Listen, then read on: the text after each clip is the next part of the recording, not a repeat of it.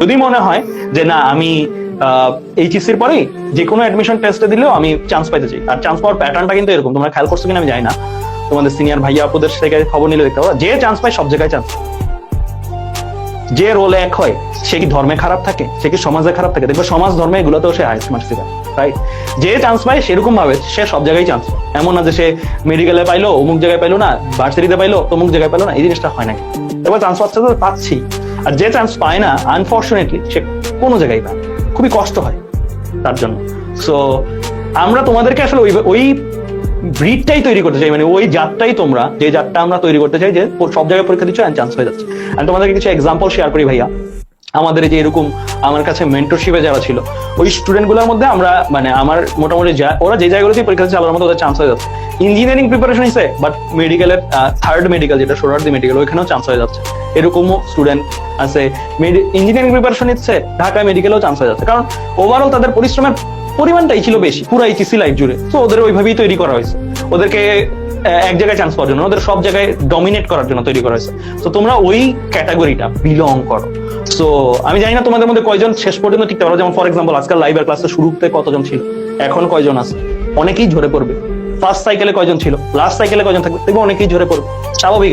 এটা আমরা জানি, তারপরেও আমরা এটা করি। কারণটা হচ্ছে যে এটা একটা স্যাটিসফ্যাকশনের জায়গা যে আমাদের স্টুডেন্টরা টপ 10-এ এততম অফিস বা এই ভালো রেজাল্ট করছে।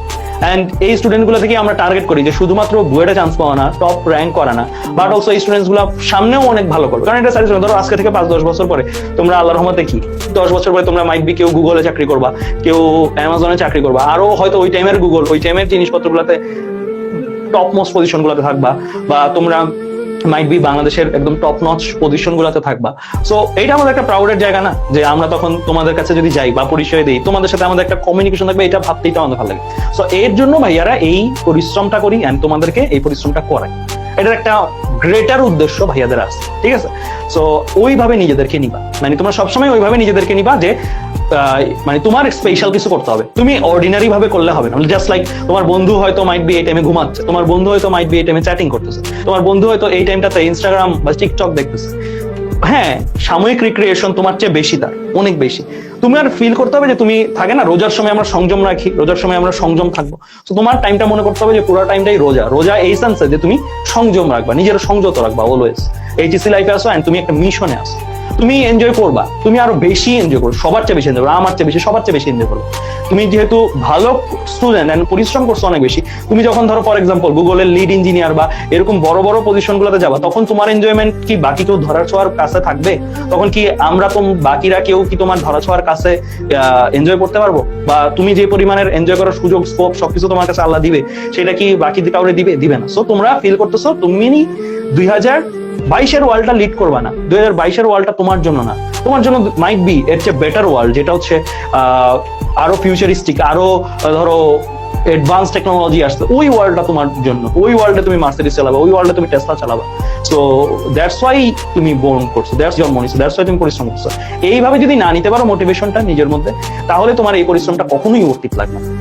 অর্থিত লাগবে তখনই যে তুমি একটা গ্রেটার ড্রিম দেখো, নট লাইক সারা বছর থাকে না চাকরি করবো, সারা বছর কাজ করবো, নট লাইক তুমি এরকম ড্রিম দেখো না। তুমি একটু এক্সট্রাঅর্ডিনারি, তুমি 35-36 এজে রিটায়ার করবা এন্ড তোমার হাতে আল্লাহর মধ্যে দ্যাট মাচ ক্যাশ থাকবে, তোমার ফ্যামিলি, তোমার পরিবার পরিজন সবাইকে তুমি অ্যাকচুয়ালি হ্যাপি রাখতে পারো, সবাই প্রাউড করবে তোমাকে নিয়ে, এন্ড সবাইকে তুমি পুরো ওয়ার্ল্ড ট্যুর দেওয়াতে পারো, তোমার আম্মু আব্বুকে এন্ড তোমার ফুল ফ্যামিলিকে, এন্ড তুমিও প্রত্যেকটা জায়গায় মানে তোমার বেসিক্যালি মানে লাইফটাকে তুমি অ্যাকচুয়ালি কি করতে পারবা, যে দান করা থেকে শুরু করে সব জায়গা থেকে তুমি, তোমার এমন হবে না যে কোনো একটা জিনিস অ্যাকচুয়ালি প্রাইস ট্যাগ দেখে নিতে হচ্ছে, বা লাইক তুমি একটা ড্রিম দেখো বাট ওই ড্রিমটা তুমি ফুলফিল করতে পারছো। সো তোমার মধ্যে মোটামুটি ড্রিম ফুলফিল করার এভরি ক্যাপাসিটি থাকবে।